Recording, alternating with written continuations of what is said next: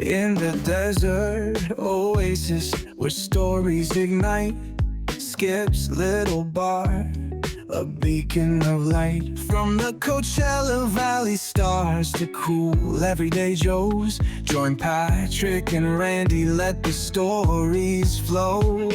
At Big Conversations Little Bar, the magic spreads near and far.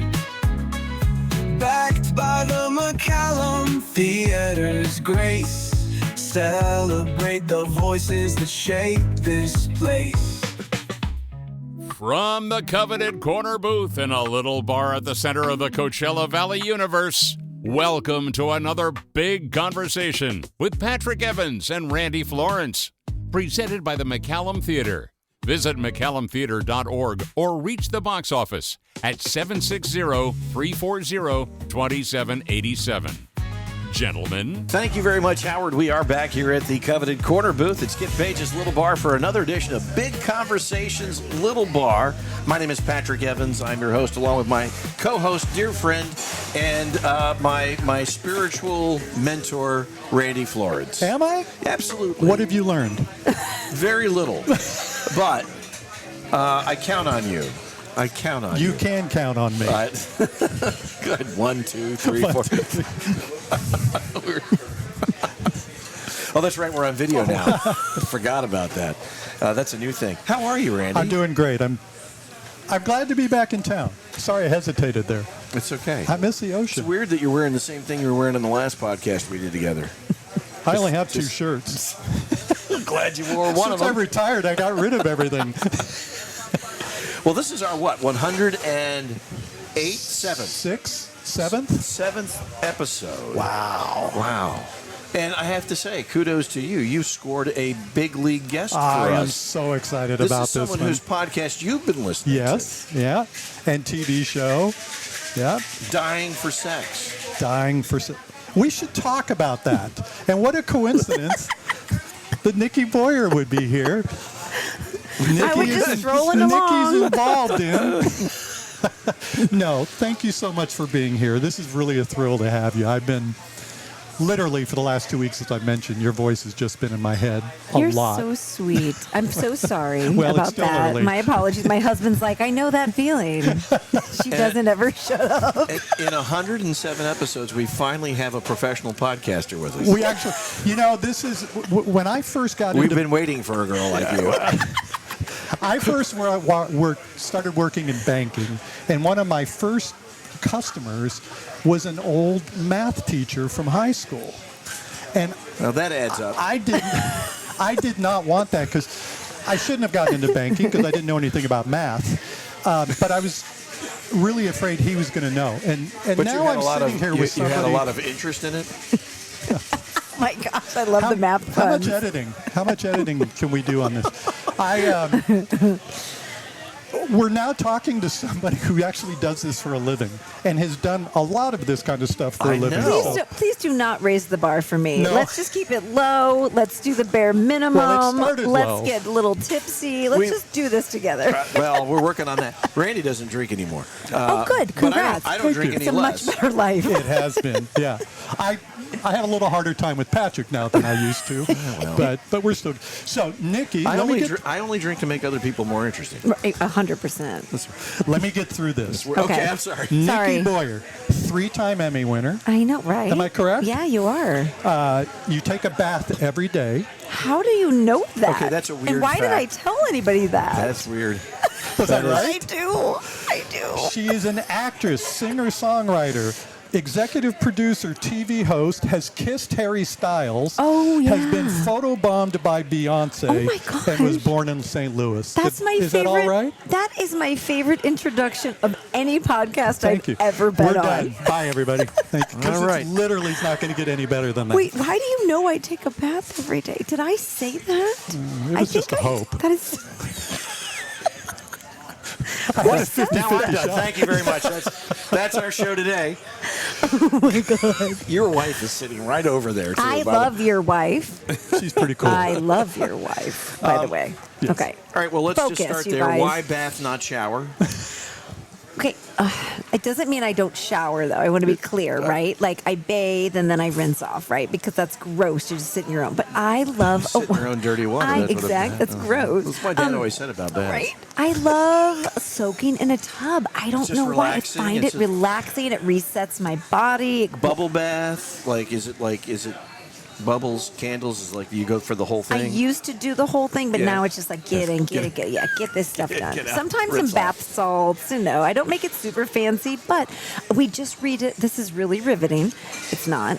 We redid our bathroom, and they were like, "No, you need to put in one of those gorgeous glass showers that give." And I was like, I want a bathtub. He's like, they're so outdated. Nobody has bathtubs. I'm like, this old lady needs a bathtub. So put the bathtub in and call it a day. But I mean, my Did you get a special one? yeah. Or just a standard? Does No, it have the it's claw feet? Those are the cool I bathtubs. love those bathtubs. No, this is it's got the slanted back, and it's big enough for me to extend my legs. I'm only 5'2", so it's not really that big. So it's a regular bathtub. It's a regular bathtub. Oh my God, I love you guys so much. It's my favorite show ever. They told her it was special. Oh my So God. you'll be able to stretch out in this one, man. Yeah, yeah. They're like, oh gosh, she's all whopping 4 inches of her legs. All of the cast of The Wizard of Oz also bathed in this very tub. Right now that we've got the awkward part of the podcast over, Right? I want to talk to you about the singer-songwriter part. Oh, I love that. Randy's dying to talk about the dying for sex part, Okay. which just says something about our person. Exactly. He brought up bads. I brought a what? You brought up bads I did. first. I did.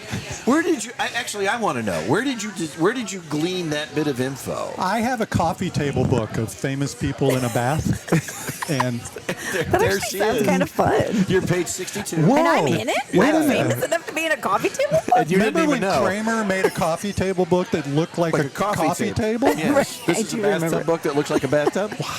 Nikki, I think there's something here. And all the pages are laminated so you can Yeah. enjoy So it you while can get you're them in in the the bath. tub? You guys, this Let's is where do it. stuff happens. This This is is how you exactly came up right with this here. podcast Right here. idea. You were here. We have Screw lost this podcast. lost money on every podcast, but now I think I got some little book. work. The bathtub book. Oh my God. I like it.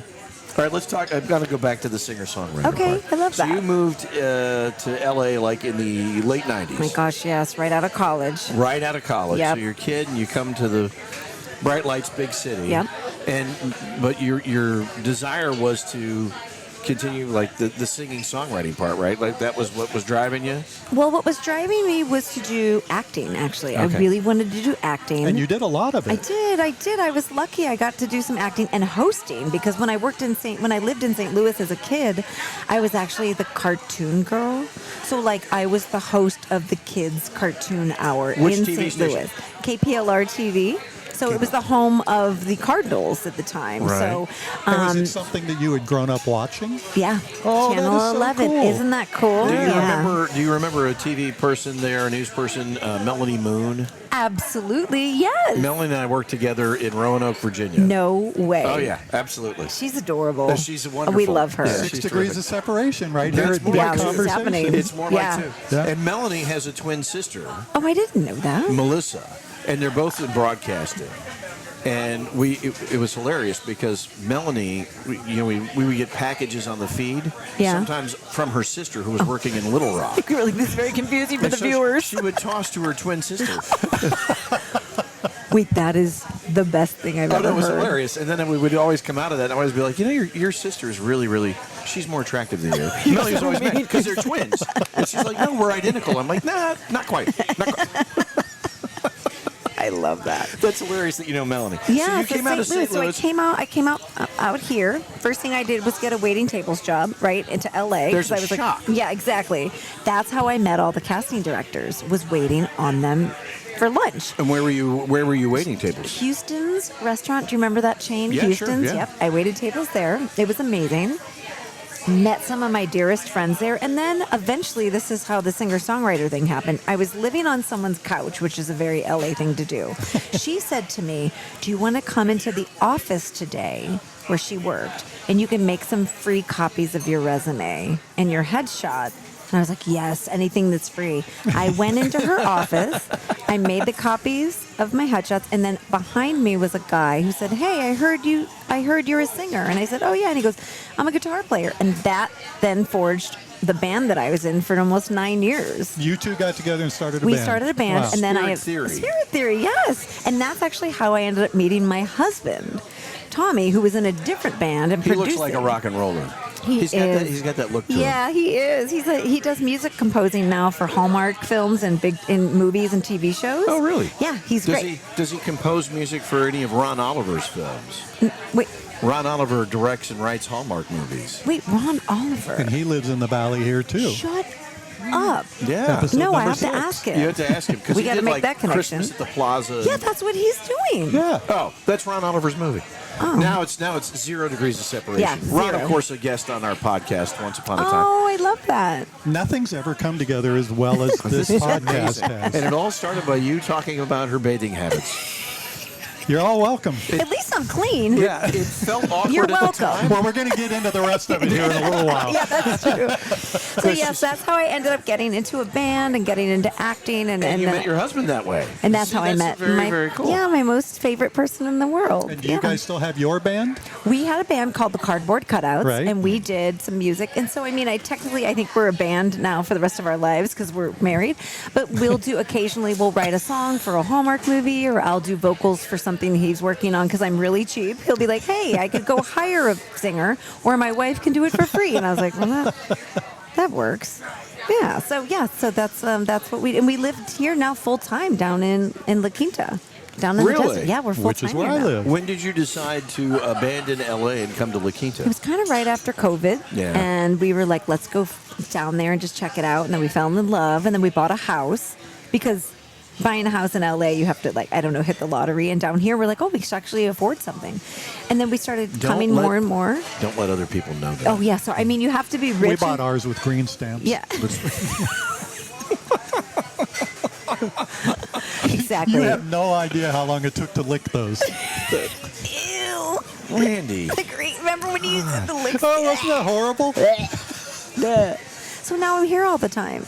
I love being down here in the desert, and it's actually, we both work from home. We're very creative. It's a great space to record music and do creative work because it's so quiet and peaceful down here. So yeah, you're right. I probably shouldn't tell anybody about how nice it is. No, don't Stay tell them. away. No, Don't no, come here. It's really expensive. It's loud. There are These two kids guys. everywhere.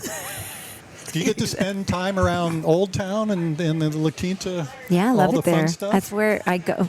We go to the farmers market on Sunday. We go to the restaurants. We go out to dinner at 4:30 p.m. Well- we live it up. Wells Marvin, our previous guest, would really love hearing Wait, from the Old Town. sandbar? Yes. Well, he Yes! owns Old the Town La Sandbar Quinta. in Old Town, and Wait, what? He developed One it. person owns that. That's Yeah. correct. Can I? How do we? his How do we get company. to meet him? Okay, you should have been here Well, that about, was about episode number 4 weeks 104. ago when he was on our podcast. we're gonna have to start calling you and telling you whoever's coming yeah, on. and I'll you just show should. up and be weird, and I'll be Well- like, "Hi." I think she would be a good source for other guests. She might want to. Danny Bonaducci hasn't gotten us anybody, not one. That guy. I'm gonna get you some guests. You're not even gonna know what happened because this is gonna change. We pretty much promised. never know what's going on. No, we so- really don't. Yeah, Wells was a guest of ours. That's And amazing. he talked about how he'd been in development and turned what is now your favorite playground, the When we beautiful first Old Town La Quinta, Old into Town what La it is. Quinta, when we first moved here 3 years ago, it was summer and it was dead. And Tommy and I, my husband, drove through and we said, "Is this real? Is it a movie set?" It was so quiet Kinda and looks dead. like it, but doesn't it? now it is bumping. Yeah. Restaurants everywhere. I love living down here. And now you're stuck with me because we're neighbors. So we're gonna be friends now in real Well, life. not Patrick won't drive that far. Wait, where are you? I live in beautiful, scenic downtown Cathedral City. Oh yeah. Actually, we're not in downtown. We're in the suburbs. You won't By the way, drive. your air quality 2 days ago was 352. You're a meteorologist. What I does thought that you'd want to even know mean? that. I wasn't looking at it at the time because I was in the middle of my bath, and so I didn't know. I didn't know what the air quality was. Taking a bath. Oh my Nobody's God. doubting it. All right, let's get started here. All right. Have we not Yeah. started? Oh, are we going? Are we live? Is this thing on? Should we start over? No. We should start over. God, no, that would be a waste of tape. That would be a waste of. All right, so. Yeah. Molly. Yes. Oh, my favorite person And to I love talk about. Molly. Do and, you? and thank you for sharing Molly with us so I Made could me fall in cry. love with her. Yeah. And I also have to tell you, this has been really fascinating as somebody who's beat cancer a couple of times before and Oh, has had to really? deal with some issues that aren't normally talked about. It was fascinating to me to listen to this being talked about. So first of all, thank you for that. So Molly was the subject of Dying for Sex, your podcast. The podcast. And now, ultimately, the FX Hulu show, Dying for Sex, Yes. starring Michelle Williams. How did you meet Molly? We met in acting class right when I moved to Los Angeles in my very early 20s on Melrose. And we were in the same class. And she and I were very different. I thought she was intriguing and pretty, and she thought I was annoying and needy, right? Because I was like jumping around the room and being like, "Hi, everyone. Hi, it's so nice to meet you." And she was like, She didn't like that. "Relax. What are you doing?"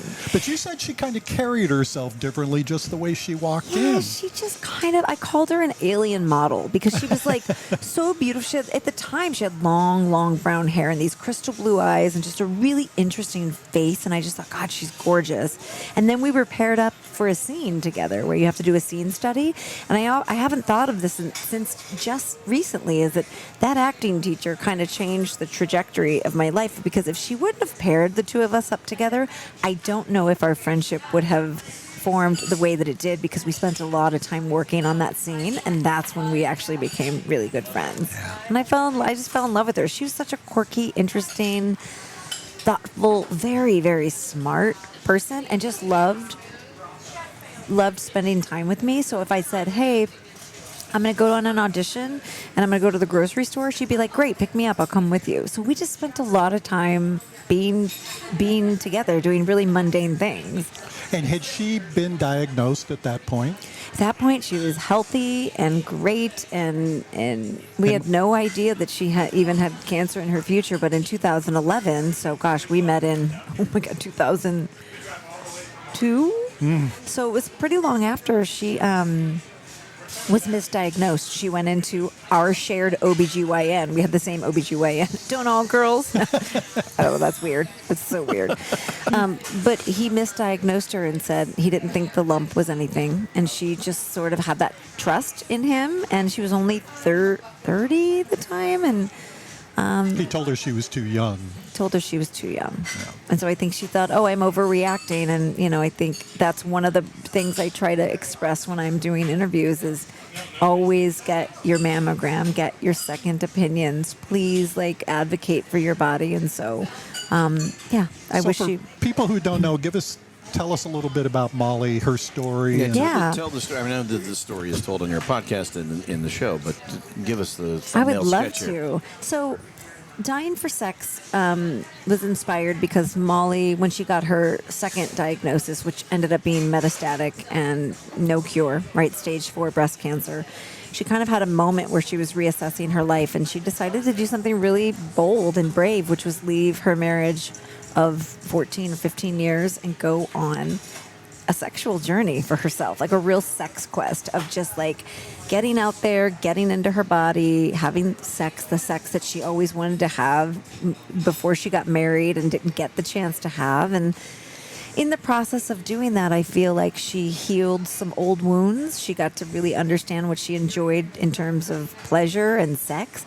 And she got to really kind of deeply start to understand herself. And I do think she was ultimately looking for love, right? Like a deep love. And I think she found it, because by the end of her life, she had really fallen in love with herself deeply and gotten to figure some really beautiful things out about her life. And we did it together because we recorded a podcast, and I was with her when she spent 3 months in the hospital, and we were together 2-3 You recorded times an a week. episode from the hospital, We did, right? yeah. We recorded and stayed creative together. And she actually also wrote her book from her hospital bed. So I think she just a really beautiful example of, like, what do you want to do with the time that you have left, right? That question always rings in my mind. So yeah, that's Molly's story. We did the podcast, and then it became a beautiful television show that just came out in April. And so yeah, here I am talking about her because I love her. Well, that's one of the things you've talked about, is that you want to continue sharing her story. Yeah. And the fact that story is being shared, I know, how is lucky. awfully important to an awful lot of people too. Thank you. So how was there any point when you started that there were a few times during the interview where I could hear you were just shocked at the Right. answer? Well, You know, yeah, because she was sort of getting into the kinks and fetishes, which the massage well, story yeah, the early happy on, ending, the happy ending. yeah, which I was like, good for you, Yeah. right? Congrats. We can tell these stories. I feel like. Go ahead, tell the massage story. Yeah, tell me the massage story. Well, Molly was sick at the time and wasn't feeling good, and one of her other friends bought her a gift certificate to get a massage, and the gentleman came over, and the one thing led to another, and before she knew it, she was fully getting massaged and, all parts. How do we say this? Above All and parts, below. right? It was a full Seen body and massage. unseen. Full body was a massage. full Thank body you. massage. Thank you. Full Yeah. body. And she realized in that moment that, yes, there was something healing about sex for her. And this is a little heavy, but I'm going to say it because I think it's really valuable. She had some trauma as a little girl, which she's very open about in the podcast and as well as in the TV show. And she said when that happened to her, like, she kind of split, right? And she didn't She was abused. at the age of 7. By Oh, my gosh. Yeah. Yeah.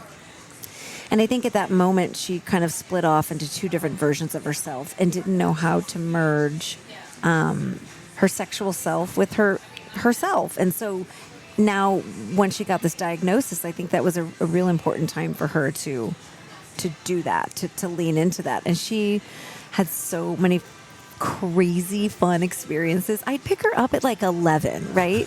11 a.m. And she'd be like, well, I had 2 dates. And I'm like, who dates before 11? She's like, well, I did some stuff in the parking lot of the Dunkin' Donuts. And I was like, what?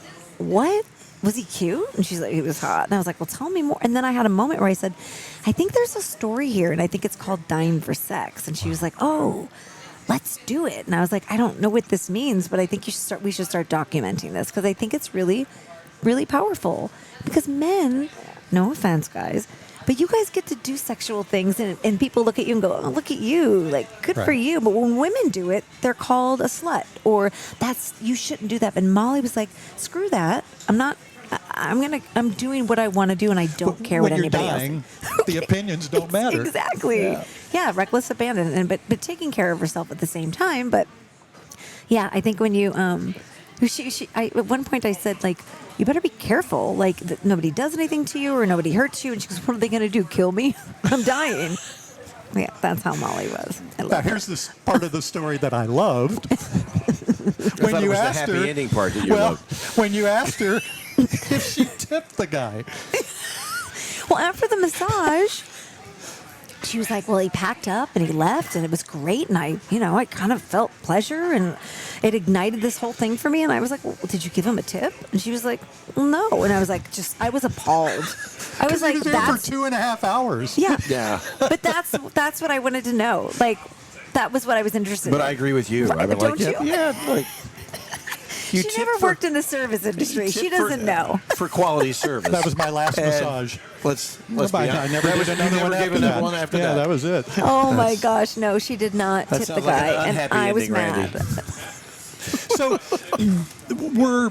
as this was all unraveling and you were having these conversations, how was Nikki about sexuality? Were you open with these conversations? Yeah. Yeah. I mean, I had judgment. Of course, every good friend has to be like, what did you do? You did what? Yeah. Why would you do that? Beautiful thing about Molly, and I looking back, I have so much respect for her, is that she never looked at anybody's kinks or fetishes or ideas of what they enjoyed sexually with any shame or judgment. On the other hand, I had enough for both of us, because I would go, wait, why? Or ooh, and she'd say, you can't do that with people. Like, you really have to just kind of meet them where they are, and if you enjoy what they enjoy, great. But if you don't, you can't judge it. It's just not a good thing. What was to do. one of the things that you're just like, well, wait a minute? Can I say them? Oh, yes, Okay, you can. I was just making sure. There was a guy We're that was governed by the same place that your podcast Okay, good. is. Yeah, if you could say it on your podcast, you can say it on ours. Yeah, well, it's in the show and it's in the podcast, but there's part of it that's not shown. But I'll tell you that part. Okay. There was a guy that really enjoyed. This is my favorite podcast Okay, so far, good. by the I way. knew it would be. Yeah. There was a guy that really enjoyed to be urinated on. Okay. Right? Fine, great. But what we didn't show in the podcast was that he requested, this is so gross, he requested to drink the urine as well. So like he would say, and she would say, I'm not into that. I don't want to engage in that. But he'd say, can you just leave it outside your doorstep and I'll come and pick it up? And this guy was like Hollywood handsome, right? Very cute. Look, your face is exactly how I was feeling. Well, look. Are you enjoying that warm beer? Yeah, now I really would prefer a different drink choice at this point. No, actually, none of that totally shocked me No? until you got to the part where he wanted it left outside. I mean, Yeah, right. Then it goes, what? Because you're like, that never leaves my house. Because that's the way you My feel. urine? No, I do think, though, that is a good... I mean, I think the beer is a good analogy. Like, it should be right out of the tap, or why bother? There's a head joke in there, but I totally I can't figure agree it with out. Like, Out of the is tap. it part of the kink? Like, I thought so, but apparently not for that guy, right? And then Okay. there was another All guy right. that wanted to be like. I really kept need a in gin and tonic Yeah, you now. do. I need something clear. Do you want me to get the bartender? Nothing warm and yellow, please. I know. I know. It's my dad used to have a joke. He'd get a beer that was a weird color and say, I'm sorry, sir, but your horse has diabetes. And now I feel like I can't drink this. Like, ruined your whole day. no, but about a third of my beer, yeah. Yeah. That was a good story. That was a good story. So now that while we're going down this rabbit hole, Yes. what were some of the other ones that were just kind of showstoppers for you? From Were episode were 2, there things that you just couldn't put in the show? Yes, there were Really? a couple. I don't even think I can say them out loud, but I can tell you one that I can say out loud. There was a guy that she was dating that was a clown, and I mean Oh, the TV no. show. About this point, Harpo's going to walk in. You know.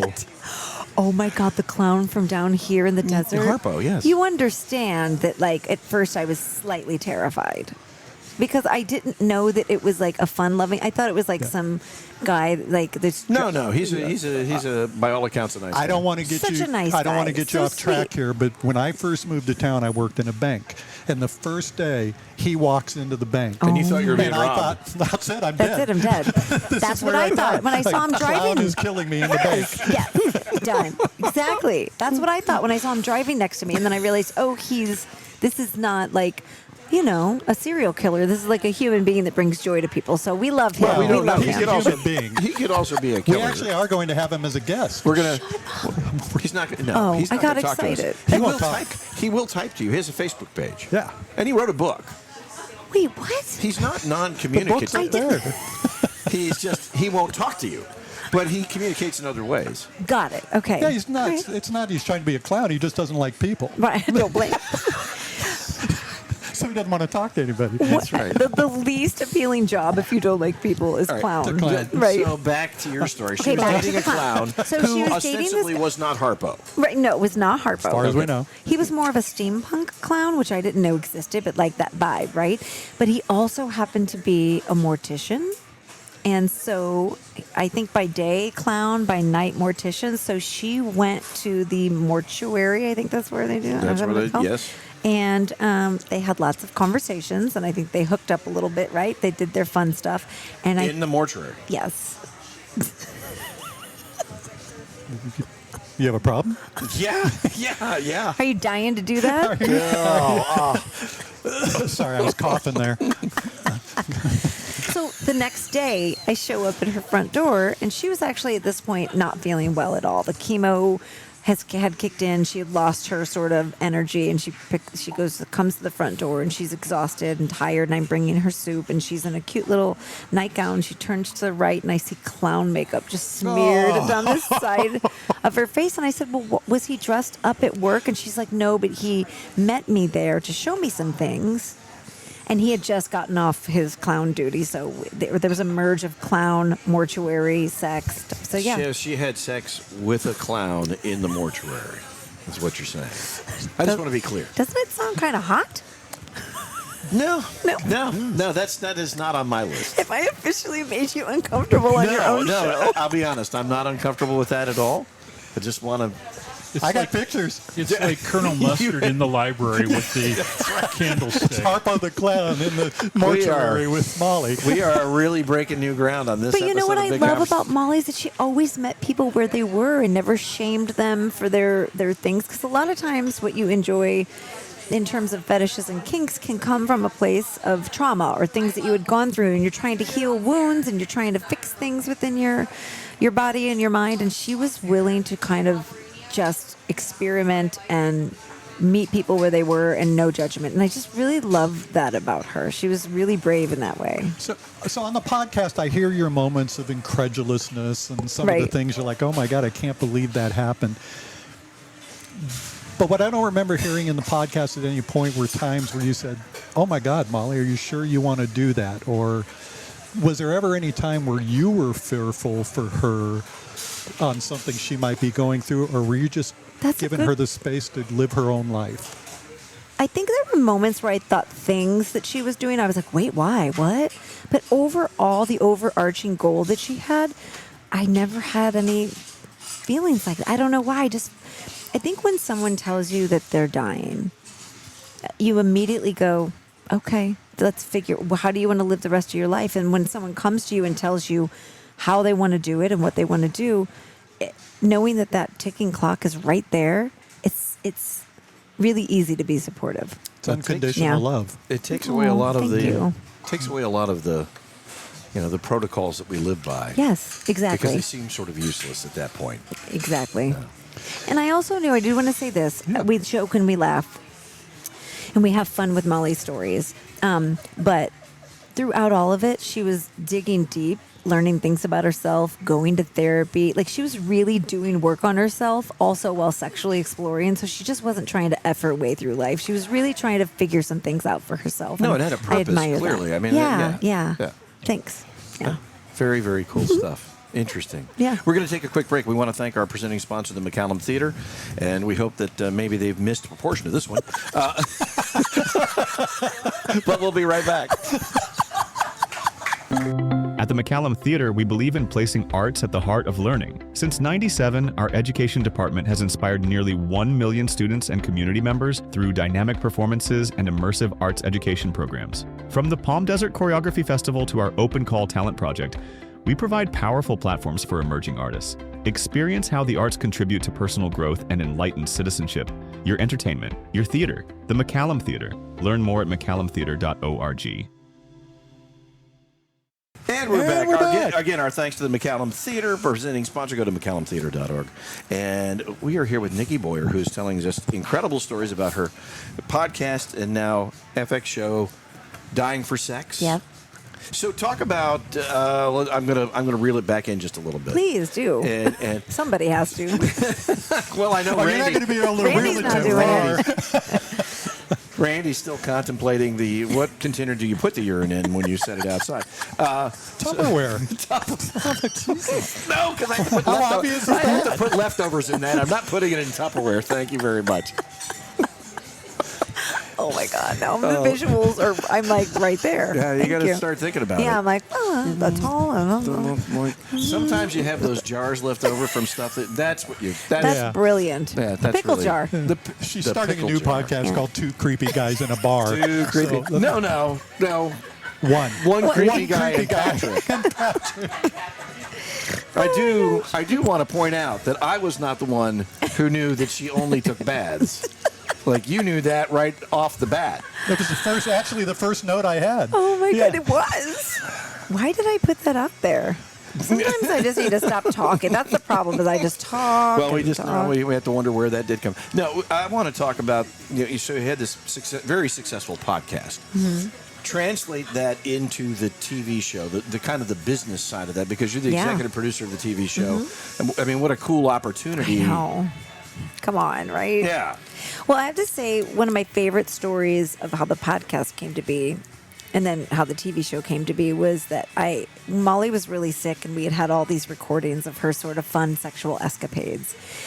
And she was in the hospital, and I thought, gosh, I want these to be released to the world before she passes away, right? So I was going to release them on my YouTube channel. And then I thought, I know this guy that I met years ago from Wondery, which is the company where we did the podcast. And I reached out to him and I sent him the episodes and I said, my friend and I are working on this, but thought you'd be interested. And I never heard back. And so... Jackass. Yeah, right? Great. How dare he?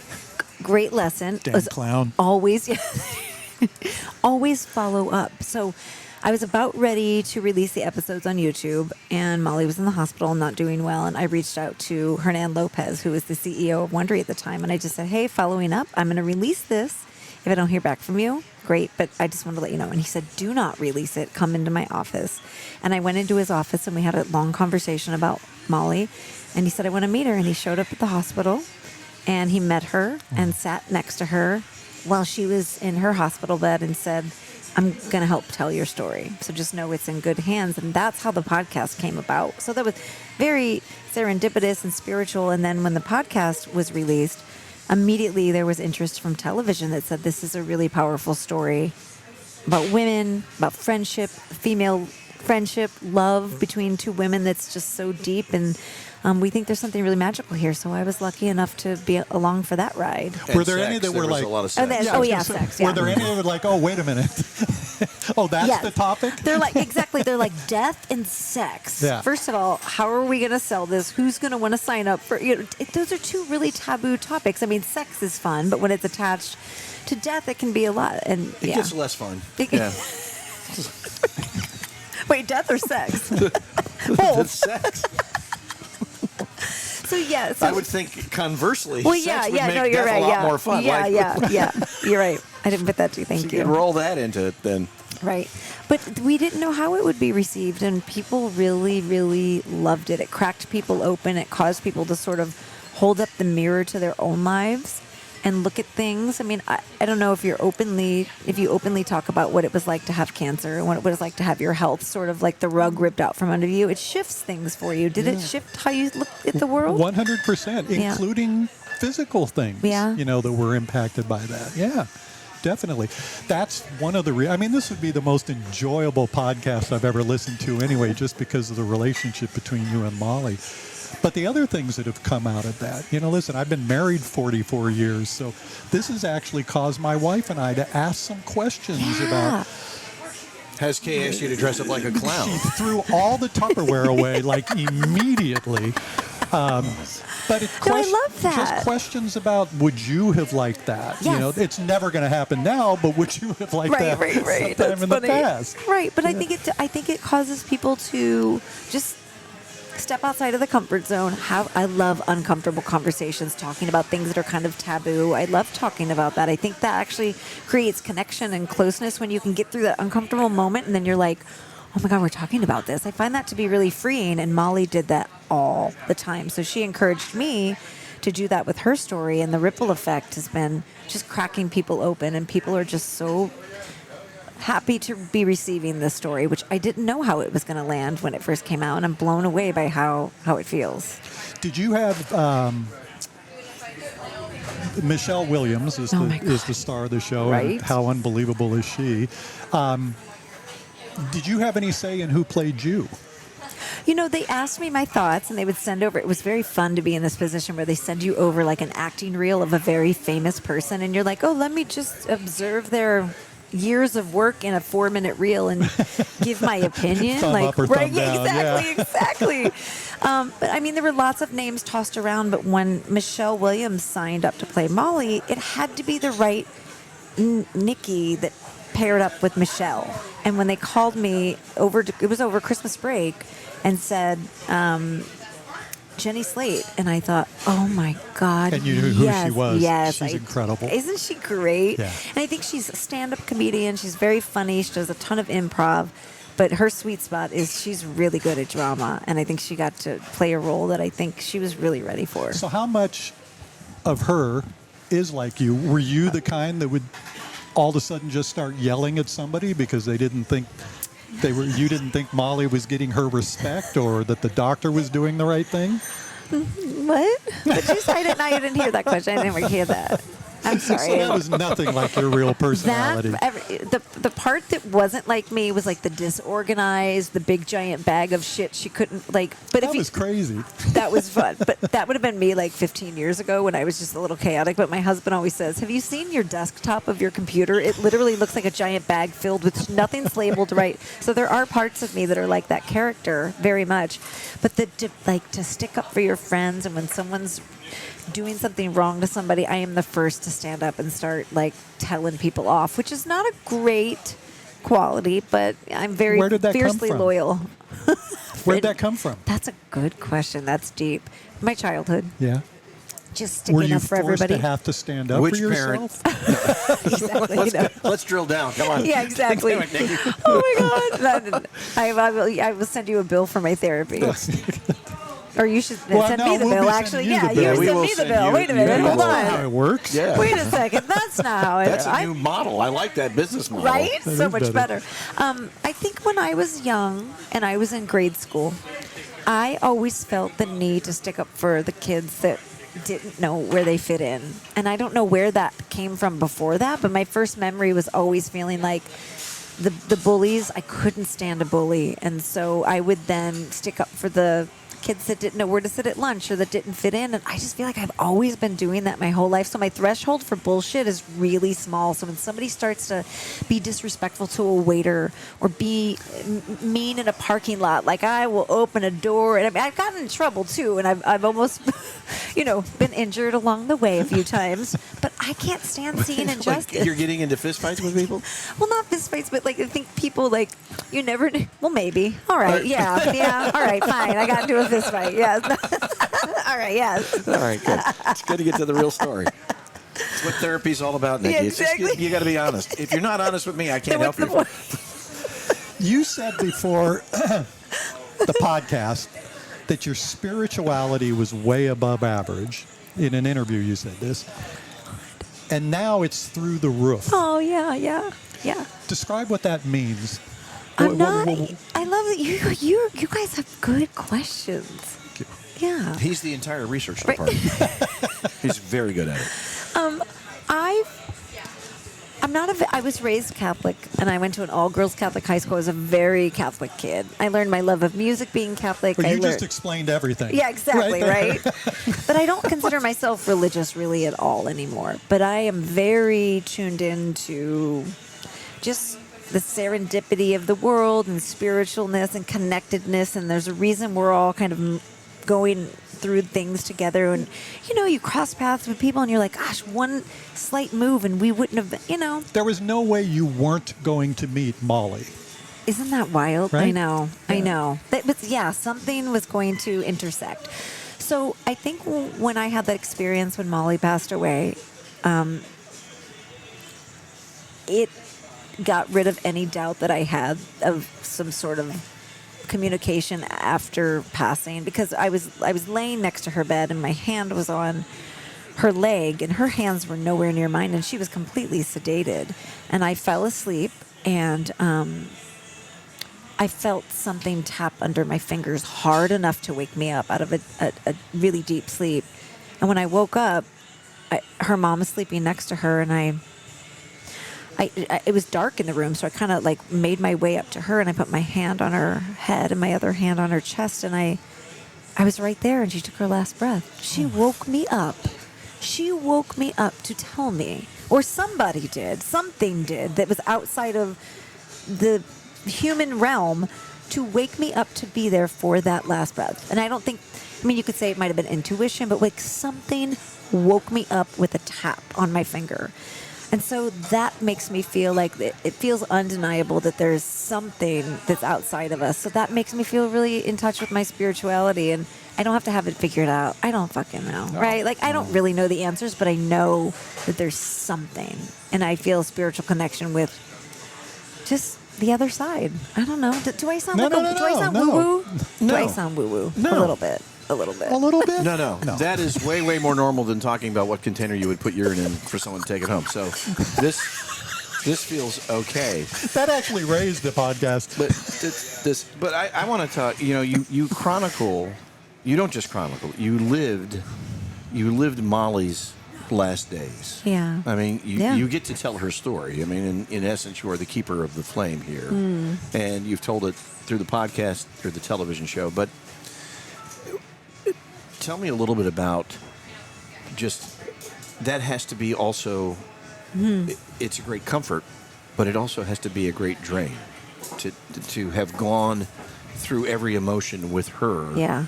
And to be so close and to be so bonded and to lose someone like that.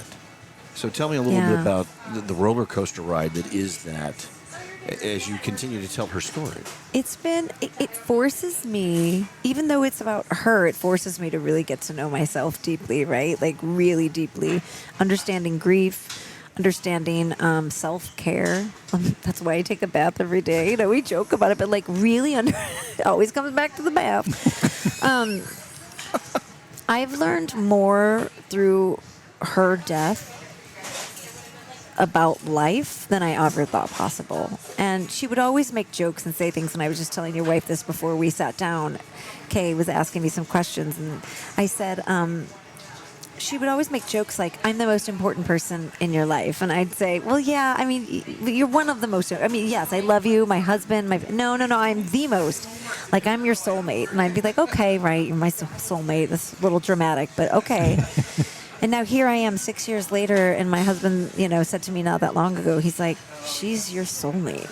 Wow. Her soul is working through you. You're sharing her story, and you guys are so incredibly connected. So I've learned a lot about myself in this process, and I am 100% drained, like so fucking drained, but like in the most beautiful way possible. Like not drained, like I'm so tapped out. I've just been so like plugged into life that I'm a little drained. So that's why I take a bath. That's why I get massages, not the happy ending kind. Thank you very much. There's no judgment. Never had one. Never had one. Well, at least not on that topic. But a bath and a massage and like self-care, like I really try to practice that. And time with my husband is so valuable. Like it's really caused me to like get very clear about what I want my life to look like and what am I filling my days, my final days, because we don't know how much time we have left. So she's really made me accountable and also unapologetic. Like who gives an F what anybody else thinks? And I say stupid shit all the time, and then people put it on their show, and I'm like, why did I say that? But that keeps getting you on people's shows. God. Yeah, you were actually on the bubble until we found out about the bath. And then I'm like, oh, no, we should have her on. Yeah. Like, we had a guy from the McCallum who was going to be here, but we're like, no way. And then we had a guy from a mortuary who was going to be here. That clown. But he couldn't make it.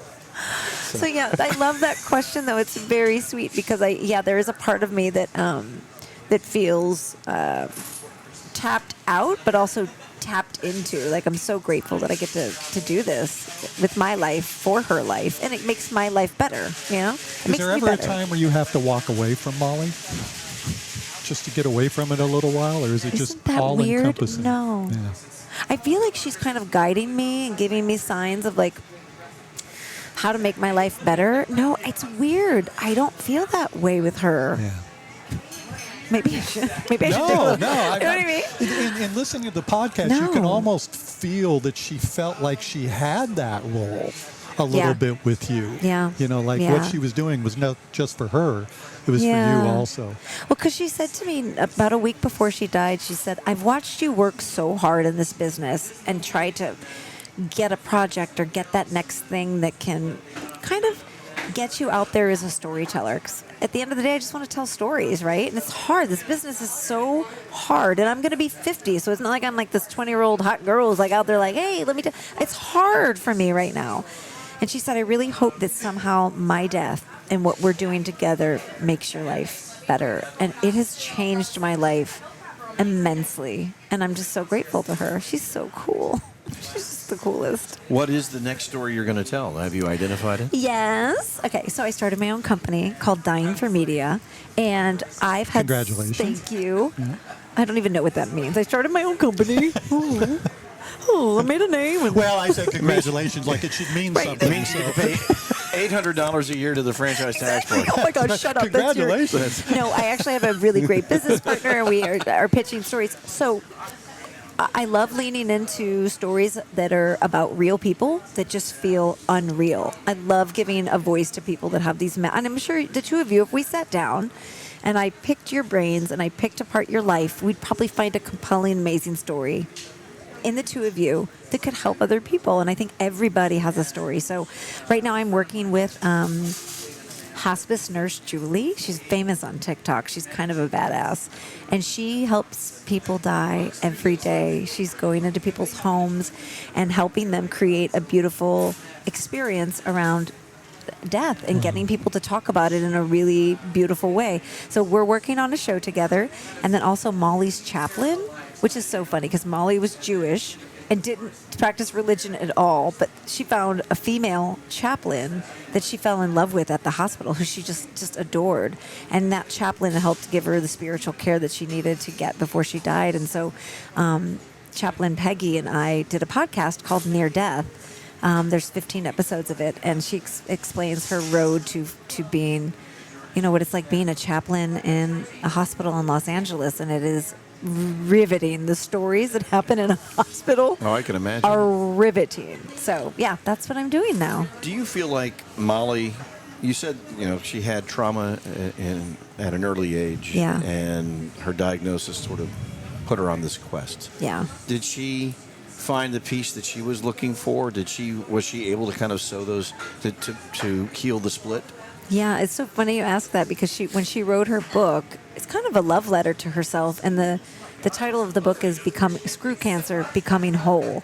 And I think she was really able to merge those two parts of herself while she was dying and forgive herself and forgive the people around her and really become whole and deeply fall in love with herself. So I think she really did get what she intended.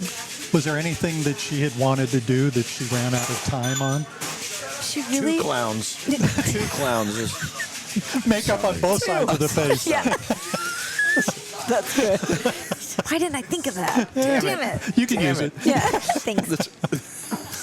She really wanted to travel, deeply wanted to travel, and every time she booked a trip, it would get canceled, or it would get her health would get in the way, or chemo, or she'd get sick, and so many canceled train tickets and plane tickets. And when it's in the podcast, and it's actually made it to the TV show as well. When she died, I said, "Are you afraid?" And she said, "Yes, of course I'm afraid, but I finally get to go." I'm gonna cry. I finally get to go on a trip where there's no consequences, and it's not going to be canceled, and it's a trip just for me, and it's going to be colorful and beautiful, and I can't wait to go. So I feel like in a way she got the trip she had always desired. I hope she did. Amazing. Yeah. I read that you've been contacted by some of her dates. Yes. Since the show came Yes. out. How's that gone? How's that gone? Right.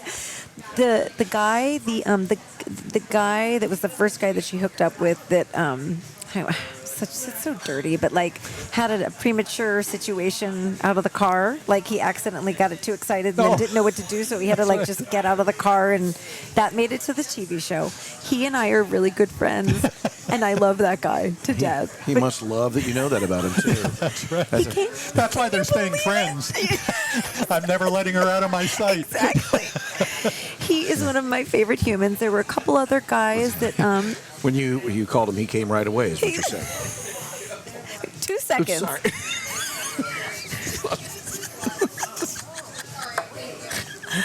Oh my God. But I love that he was willing to be so vulnerable and share that story to help tell Molly's journey. And But it said it was me. oh my It's God. in the trailer. We It's in did the use coming a attractions. The coming Sorry, I'm attraction. sorry. My God, I'm Patrick. sorry. I don't know what's gotten a hold of me. I'm trying to think of more puns and they're not coming. Damn it. Some of them have reached out via Facebook or Instagram and said, I saw Did the happy Molly's ending story. masseuse reach out? That's the... No, but it's really interesting because I wish he would have. Like, I almost wanted to gonna send give him out a a tip. call to action so I could finally tip him. Here's $200. Poor guy. Here's the $50 Hey, he really owed you. exactly. Thank you. Some people have been reaching out via Instagram and saying like, "Hey, you don't know me, but I was one of Molly's guys, and she was amazing. This podcast is beautiful." So I think it's reaching some of the gentlemen that she was going back and forth with, and there were quite a few of them over the few years that she was. 188 or something like that. How do you know? What? How do you know that number? I You read. know everything. I read. You are like an encyclopedia. I'm the Rain Man of podcasts. He is. WAP Nerd 4. Yeah. Right? Oh my God. Besides the podcast Yes. and your ladybug tattoo, Oh my God, right. is there anything else that you've How do specifically you know about did- the Well, you get enough pictures out of a bath and you Yeah. see things. Yeah. Oh, it's Yeah. okay. There you go. I So got it's in the a bathtub book. I got a ladybug tattoo. Molly used to gift me everything ladybugs. And do you know that psychic named Teresa Caputo? You Oh, know yeah. her? Yeah. So Big I hair. did, She's here all the time. Yeah, she is. So I was on I did a podcast with her, and at the end of the podcast, she goes, "Can I ask you a question?" She goes, "Do ladybugs mean anything?" And this is before I publicly said anything about ladybugs. And so every time I see a ladybug, I always think of Molly, and I feel like it's her way of. And then I put one permanently on my neck, so now she's always with me. But yeah, needless to say, I'm slightly obsessed with my best friend. I imagine you are. Right? Yeah. Yeah. It's fantastic. What a wonderful. Thank you so much You guys- for coming and spending the thank time with you. us. I mean, I can't think of a more entertaining way to spend. I knew it was going to be good. Yeah. You called it. You guys, Excellent. seriously, Nikki, it meant a lot thank that Nikki you were Boyer, here. Thank you so much. Thank you so much. Our thanks to you for spending some time with us, for your husband for letting you come in and Well, I think taking we've some time lost away our from- husband We've to my lost wife him. He's over with the Oh, he's wives. over there now. He's Looks over like there you and now. I are going to be heading to dinner together, Nikki. So. Can I just say, like, Don't before drink we the apple wrap up, juice. like, you guys have asked the most thoughtful questions, and we've laughed the whole time, which were two of Molly's favorite things to do: be super heady and talk about really deep stuff, and laugh our asses off. And that's what we've done. And I'm wearing her ring right now. This is her Man, ring. I was looking at that. I forgot it was hers, and I looked down and I went, oh, so I feel like she's here with us. So she would have loved you guys. She would have loved you. So thank you for a great interview. I appreciate you. And You thank have you for sharing her. Made sure that people will know she was unforgettable. Yeah. So, Thank you. Oh, job well done. thanks. And we look forward to what's next. Yeah, from I'll you. come So- back. Oh, we'll Yeah, have you absolutely. Whether you invite me or not. every other week. You can be 108, 110, 112. Wouldn't it be great if we did it and when she walks in, Harpo is sitting here? Oh, that would be fantastic. Dream big. And then we can do a remote at a mortuary, and Let's then just do we'll it. bring the whole thing together I just right want to do there. a remote so bad. Right there. I know you do. Yeah, I know you. I'm dying to do that one. Oh my gosh. Well, people are dying to get in that place. My thanks to John McMullen. John, My thanks, woohoo, John. of course, our guest, Nikki Boyer, and Mr. Randy Florence. A superb get, sir. Thank you. I'm good for a Outstanding. year now. It's up to you. Okay, good. Well, I hear gonna Frank Sinatra's I'm going coming to get on. Nikki's number so I can call her and say, give me some guests. So, thank you, folks, for listening. This is another edition of Big Conversations Little Bar. Please subscribe so you never miss an episode. And remember, support the McCallum Theater and support Skip Page's Little Bar because they're always here for us. And be sure to listen. We are available wherever you get your podcasts. Meet your neighbors, fascinating and grand. Each conversation, a wave on the sand. Raise your glass and join the ride, where stories and dreams fully collide. At Big Conversations Little Bar, brought to you by McCallum, our guiding star. From movie, stage, and TV's delight, join us for a captivating morning, noon, or night. So gather round at Skip's Little Bar, where stories travel from near and far. Big conversations where they unfold, with Patrick and Randy, tales retold.